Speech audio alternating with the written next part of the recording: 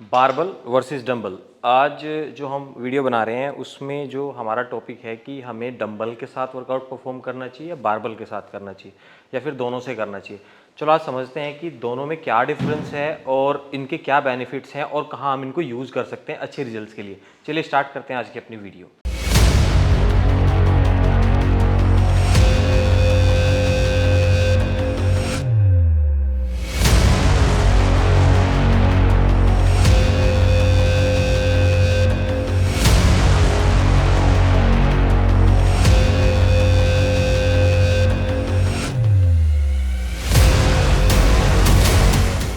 Hello दोस्तों, welcome back to Powergenix. This is Vikas. जैसे कि मैंने बताया आपको कि आज हम बारबल और डंबल के बारे में थोड़ा समझेंगे और इनके क्या बेनिफिट्स हैं और कहाँ इनको यूज़ कर सकते हैं। मैं छोटा सा एग्जांपल देके आपको समझाता हूँ। देखिए, पहले आपको समझना होगा कि जो बारबल है वो बेसिकली स्ट्रेंथ के लिए है या फिर जैसे कंपाउंड मूवमेंट के लिए। ज़्यादातर जैसे आपने देखा होगा ओलंपिक में भी जो वेट लिफ्टिंग होती है, जैसे चेस्ट प्रेस पे या इसके अलावा स्क्वाट पे, है ना, जितने भी ऐसे कंपाउंड मूवमेंट्स होते हैं उसके लिए हम बारबल यूज़ करते हैं। मतलब क्या समझ में आ रहा है कि स्ट्रेंथ के लिए हम उसको यूज़ करते हैं। अगर आप डंबल की बात करोगे तो जैसे अपर बॉडी हो गई, आपके आर्म्स हो गए, इसके अलावा आपके शोल्डर हो गए, इसके अलावा बैक हो गई, तो उसमें भी हम डंबल को यूज़ करते हैं। और उसके जो आइसोलेशन मतलब कि जैसे फॉर एग्जांपल अगर मैं डंबल कर रहा हूँ तो एक बार मैंने इस हैंड से किया, एक बार मैंने इस हैंड से किया, इसको बोलते हैं आइसोलेशन मूवमेंट। जब हम दो चीज पूरी बॉडी को मूव कर रहे होते हैं वो होता है कंपाउंड मूवमेंट। तो आज हम इसी चीज़ को समझने की कोशिश करेंगे। मैं एक एग्जांपल लेता हूँ। सबसे पहले हम चेस्ट प्रेस करते हैं, उसमें मैं आपको डिटेल में समझाऊंगा कि वहाँ पे क्या डिफरेंस आ रहा है डंबल में और बारबल में। चलिए, अब मैंने इसको चेस्ट पे होल्ड किया है तो जब मैं नीचे आ रहा हूँ तो ये मेरी लास्ट रेंज है।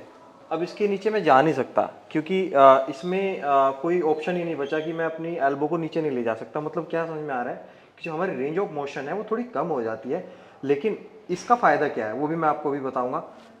अब मान लीजिए कि मुझे बहुत ज़्यादा हैवी लिफ्ट करना है, जैसे मैंने स्टार्टिंग में आपको बताया कि स्ट्रेंथ के लिए होता है बेसिकली बारबल।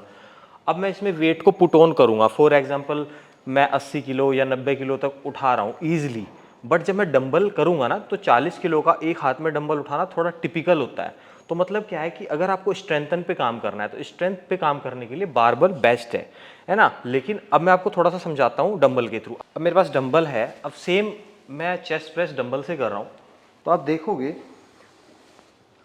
बीच में जो बारबल है जो मेरी चेस्ट को हिट कर रहा है, अब मेरे पास फ्री हो गया है बिल्कुल, वो स्पेस अब नहीं है। अब मेरे हाथ में डंबल है तो मैं क्या कर रहा हूँ, ज़्यादा स्ट्रेच कर पा रहा हूँ नीचे दोनों तरफ से और ऊपर कॉन्ट्रैक्ट अच्छे से कर पा रहा हूँ। मतलब क्या है, मेरी रेंज ऑफ मोशन बहुत बढ़ गई। इससे क्या बेनिफिट मिला, जो हमारे पेक्टोरियल मेजर या जो चेस्ट के मेजर मसल हैं वो इन्वॉल्व तो है ही, साथ में क्या हो रहा है, स्ट्रेच होने से उसमें काफ़ी ज़्यादा कॉन्ट्रैक्शन और ब्लड सप्लाई हो रही है। तो मतलब जब हमें अपनी डेफिनेशन पे काम करना हो, आइसोलेशन वर्कआउट करने हो या फिर फॉर एग्जांपल कि मल्टीपल सेट्स लगाने हो, अच्छे रिजल्ट्स लाने हो, अच्छी डेफिनेशन लानी हो, तो dumbbell is the best way to do. अब डंबल में क्या है कि हम बहुत ज़्यादा हैवी नहीं कर सकते, लेकिन हाँ जैसे अगर मैं 5 किलो की बजाय 50 किलो का डंबल एक हाथ में होल्ड करूँ तो उसमें क्या है, बैलेंस भी डिसमिस होता है आपका और इसके साथ साथ आप प्रॉपर फॉर्म में नहीं कर पाते हो, कहीं ना कहीं वो चीज़ नहीं आ पाती। लेकिन बारबल में क्या होता है, आप स्टैटिक वेट को लिफ्ट कर रहे हो, जब स्टैटिक वेट लिफ्ट कर रहे हो तो आप स्ट्रेंथ पे काम कर रहे हो। तो ऐसे कुछ एक्सरसाइज जैसे कि चेस्ट में हम डंबल और बारबल इसीलिए यूज़ करते हैं कि हम अपनी जो है जो रेंज ऑफ मोशन है उसमें अगर हमें काम करना है तो हम डंबल के साथ करें, लेकिन अगर स्ट्रेंथ पे काम करना है तो उसके लिए हम बारबल का इस्तेमाल करें। अब ऐसे ही मैं इसको दूसरा एग्जांपल से आपको समझाता हूँ। जैसे मान लो कि लोअर बॉडी है। अब लोअर बॉडी में क्या होता है कि आप जब कोई फॉर्म, जैसे फॉर एग्जांपल मैं आपको स्क्वाट से समझाता हूँ। बेसिकली सबसे पॉपुलर वर्कआउट होता है स्क्वाट, हम जनरल लोअर बॉडी के लिए लगाते हैं। बेसिकली ये बारबल स्क्वाट है। अब हम इसको जब परफॉर्म कर रहे हैं, इसमें रेंज ऑफ मोशन का पंगा नहीं है, लेकिन स्ट्रेंथ की बात कर रहे हैं क्योंकि बेसिकली जो हमारे लेग होते हैं वो काफ़ी ज़्यादा बड़ा मसल ग्रुप है, उसमें ज़्यादा वेट की ज़रूरत पड़ती है उसको ग्रो करने के लिए और स्ट्रेंथ को डेवलप करने के लिए। अब देखिए, मैं फिर से एक बार और आपको दिखा दूँ। मैंने ये बारबल से परफॉर्म किया। अब इसमें आप अपनी स्ट्रेंथ के हिसाब से वेट लगा सकते हो जितना मर्जी चाहो, लेकिन अगर मैं सोचूं कि मुझे उसका डंबल के साथ करना है, फॉर एग्जांपल मैं कोई भी डंबल ले लेता हूं यहाँ पे। पहली तो बात, आप इतना बड़ा डंबल 100 किलो का डंबल सही से पिक नहीं कर पाओगे, और दूसरी चीज़ ये है कि अगर आपको डंबल से स्क्वाट भी करना, दोनों हाथ में होल्ड करके आप कितना ही लिफ्ट करोगे, उसमें आपका जो बैलेंस है वो प्रॉपर नहीं आएगा। मैंने 20 किलो से कर लिया, लेकिन अगर मैं सेम अपने दोनों हाथ में 50-50 किलो का डंबल रखूं तो बहुत मुश्किल हो जाएगा, या फिर उसके अलावा 100 किलो का डंबल रखूं तो बैलेंस बनाना कितना मुश्किल हो जाएगा। तो बट डंबल का यहाँ पे क्या फ़ायदा है, जैसे आपने देखा होगा जिसका जो हैंड स्ट्रॉन्ग होता है, मान लो कि मैं राइट हैंडेड हूँ तो मेरा राइट हैंड काफ़ी ज़्यादा स्ट्रॉन्ग है, तो लेफ्ट हैंड इतना स्ट्रॉन्ग नहीं होता। तो इसमें क्या फ़ायदा होता है कि जब हम ये आइसोलेशन मूवमेंट है ये कर रहे हैं, जैसे मैंने स्टार्टिंग में बताया कि डंबल आइसोलेशन वर्कआउट के लिए काफ़ी सही चीज़ है, तो हमारे ना जो स्ट्रेंथ है वो कवर अप हो जा रही है। अगर मान लें एक हाथ से हम ज़्यादा लिफ्ट कर पा रहे हैं दूसरे से कम, तो कहीं ना कहीं हमें उससे हेल्प मिल जाती है, क्योंकि हम दोनों हाथ से मूवमेंट कर रहे हैं। ऐसे ही हमारे लेग में भी होता है, एक लेग हमारा ज़्यादा डोमिनेटिंग होता है दूसरे लेग से, तो वो कोई सा भी हो सकता है, डिपेंड करता है पर्सन टू पर्सन। अब देखिए मुझे जैसे कि आपने डेडलिफ्ट के बारे में सुना होगा, तो मैं अगर single kind of this stretch कर रहा हूँ, अपनी हैमस्ट्रिंग स्ट्रेच, तो ये एक बहुत अच्छी एक्सरसाइज है। जैसे मैंने डोमिनेशन की बात करी, तो अगर आप सिंगल हैंड से आप हैमस्ट्रिंग स्ट्रेच कर रहे हो काइंड ऑफ दिस, तो काफ़ी अच्छा स्ट्रेच यहाँ पे आ रहा है, लेकिन यहाँ पे आप इतना ज़्यादा हैवी लिफ्ट नहीं कर सकते। फिर से वही बात आती है स्ट्रेंथ पे। तो अगर आपको आइसोलेशन अपने हर एक मसल को टारगेट करना है, मल्टीपल रैप्स निकालने हैं, ब्लड सप्लाई को इंक्रीज करना है, तो उसके लिए डंबल बेटर है किसी भी एक्सरसाइज के लिए। लेकिन अगर मैं फिर से वही स्ट्रेंथ की बात करता हूँ, तो उसमें आपको बारबल की ज़रूरत पड़ेगी ही पड़ेगी। तो अब क्वेश्चन ये था कि कौन सी चीज़ बेटर है, तो मैं कुछ एक्सरसाइज आपको बताता हूँ, जैसे कि लेग के अंदर स्क्वाट, या फिर कंपाउंड में डेडलिफ्ट, या चेस्ट प्रेस। ऐसी एक्सरसाइज के लिए बारबल एक अच्छा ऑप्शन है।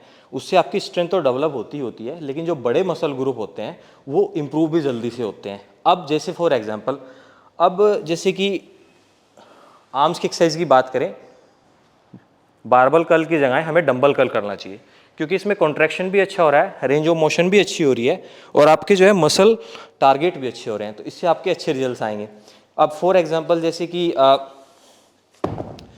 मैंने कि इस आर्म के साथ शोल्डर, अब शोल्डर में भी आपको शोल्डर प्रेस में भी रेंज ऑफ मोशन ज़्यादा चाहिए। आप देखोगे रेंज ऑफ मोशन बहुत ज़्यादा चाहिए, इसके लिए डंबल अच्छा ऑप्शन है।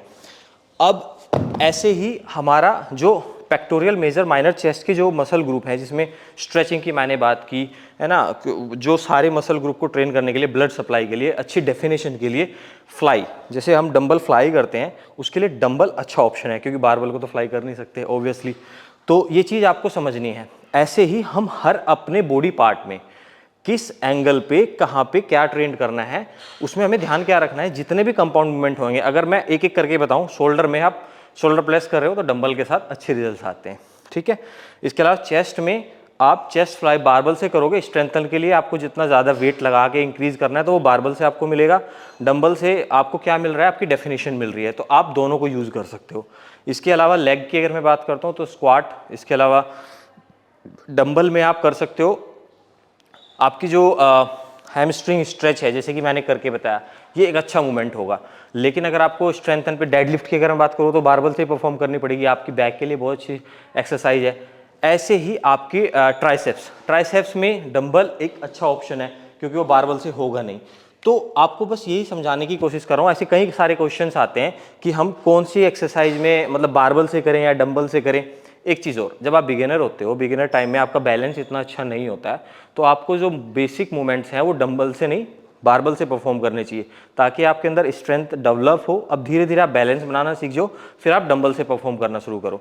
तो जितनी भी बड़ी एक्सरसाइज है बारबल से परफॉर्म होती है, और जितने भी आइसोलेशन मूवमेंट है, छोटी एक्सरसाइजेज हैं, अच्छी डेफिनेशन के लिए आप काम कर रहे हो, मल्टीपल रैप्स निकाल रहे हो, वहाँ पे आपके डंबल काम करते हैं। तो ये कॉम्बिनेशन है, प्रॉपर कॉम्बिनेशन है, आपको इसको बनाना होगा, समझना होगा। अपने हर एक वर्कआउट में दोनों को धीरे थोड़ा थोड़ा ऐड करना पड़ेगा, जिससे आपके रिजल्ट बहुत बेहतर आएंगे। तो जो भी आपको इसको लेकर कन्फ्यूजन है वो आप हमसे शेयर कर सकते हैं, या कोई चीज़ आपको पता नहीं चल रही है या कौन सी एक्सरसाइज कहाँ पे आपको परफॉर्म करनी है, तो हम आपको हेल्प करेंगे। अगर ये वीडियो आपको अच्छी लगी है तो वीडियो को शेयर करें और चैनल को सब्सक्राइब करें। कोई भी आपको क्वेरी है तो कमेंट सेक्शन में जाके बता सकते हैं, हम आपको वहाँ रिप्लाई करेंगे, जिससे आपको काफ़ी हेल्प मिलेगी।